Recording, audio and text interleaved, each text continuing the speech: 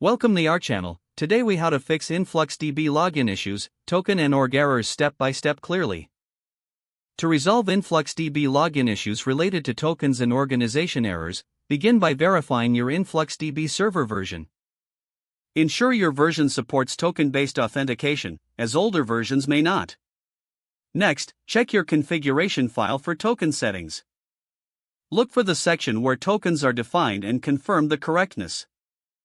If the token appears to be correct, try regenerating it. To regenerate a token, access your InfluxDB UI. Navigate to the Data section and then to Tokens. Create a new token with the necessary permissions for your use case. After generating the new token, store it securely. Now, use this new token to attempt logging in again.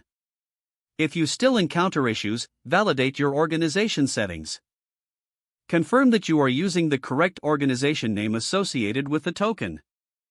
To check organization settings, go back to the InfluxDB UI. Locate the Settings section and review the organization details. Make sure the organization listed matches your expected organization.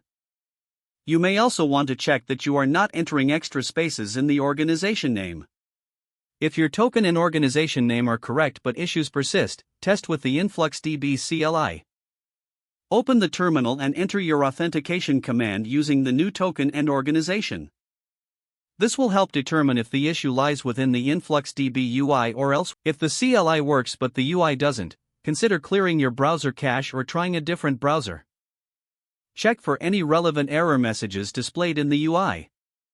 These messages can provide additional insight into what might be wrong. As a last resort, consult the InfluxDB documentation for further troubleshooting steps. Following these steps should help you resolve any token and organization errors in InfluxDB.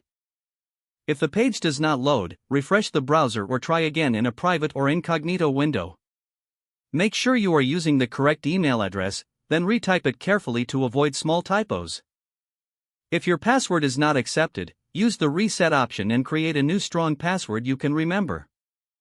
Check your spam folder for verification or security emails, then complete any requested confirmation steps.